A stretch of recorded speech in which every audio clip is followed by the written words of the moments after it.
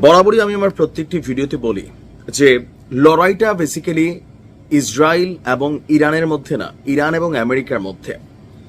তো আজকের সারাদিনের ঘটনার পর ট্রাম্প বার্তা দিচ্ছে যে দেখো, যা হয়েছে আরো অনেক কিছু হবে, তাড়াতাড়ি তোমরা চুক্তি করো। বাট ইরান বলছে এই চুক্তি এখন অর্থহীন, তোমরা যা খুশি করার করো, বাট আমরা চুক্তিতে যাব না। তো কি করবা?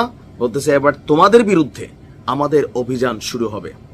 কারণ ট্রাম্প প্রকাশ্যে ইসরায়েলকে রক্ষার জন্য সমুদ্রে যুদ্ধজাহাজ পাঠাইছে যেন ইরান থেকে উড়ে যাওয়া ক্ষেপণাস্ত্র এবং ড্রোনগুলোকে আকাশেই ধ্বংস করে দেওয়া যায়।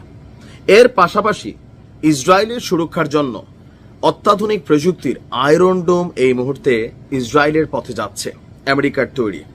তার মানে আমেরিকা তাদের কথা রাখছে।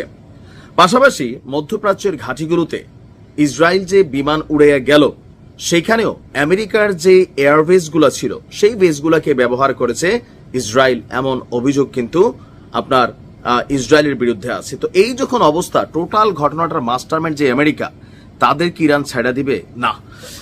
আন্তর্জাতিক গণমাধ্যমগুলোর বরাত দিয়ে আপনার রয়টার্স, এফপি বলছে যে মার্কিন যুক্তরাষ্ট্রের গোয়েন্দা সংস্থাগুলোর চাঞ্চল্যকর তথ্য হচ্ছে এবার ইসরায়েলের বিরুদ্ধে অভিযানের পরবর্তী চ্যাপ্টার হচ্ছে মধ্যপ্রাচ্যে থাকা মার্কিন সামরিক ঘাঁটিগুলো। মানে ইরানের এবারে টার্গেট মধ্যপ্রাচ্যের বিভিন্ন দেশে আমেরিকার যে সামরিক ঘাঁটিগুলো আছে, যেগুলো থেকে তারা গুটিবাজি করতেছে বা যেগুলোর কারণে ইসরায়েল এত দূর থেকে এসে এই অভিযানটা চালাইতে সক্ষম হয়েছে, সেই ঘাঁটিগুলোকে এবার যে কোনো সময় হামলা চালাতে পারে ইরান। এমনকি আপনার আন্তর্জাতিক গণমাধ্যম বলছে যে দেশটির একজন জ্যেষ্ঠ সামরিক সূত্রের বরাত দিয়ে ইরানের ফার্স্ট নিউজ এজেন্সি এই তথ্য জানিয়েছে।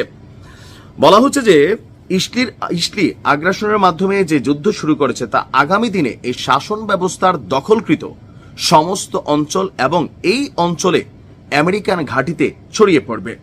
আক্রমণকারীরা ইরানের একটি নির্ণায়ক এবং বৃহৎ আকারের প্রতিশোধমূলক হামলার লক্ষ্যবস্তু হবে।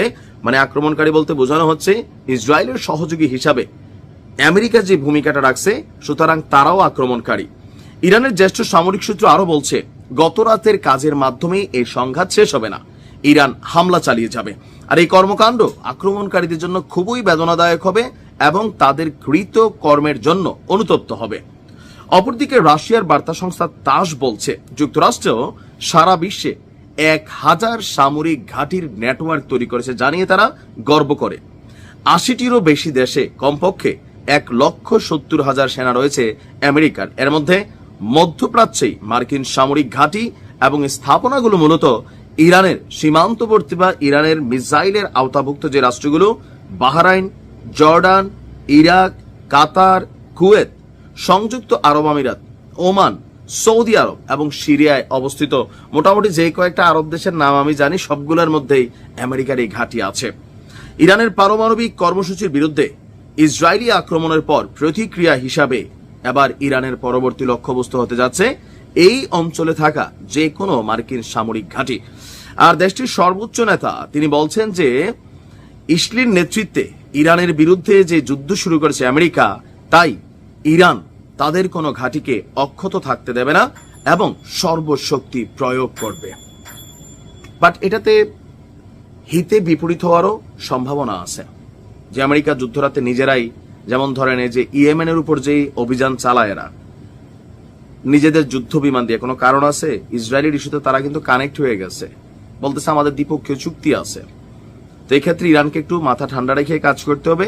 আবার না করে কি করবে বলেন? পাল্টা জবাব না দিলে মনে করে ডরাইছে, জবাব দিলে আবার আরেক ঝামেলা, আল্লাহ ভালো জানে। বাট ইরানকে আল্লাহ হেফাজত করুক। আসসালামু আলাইকুম।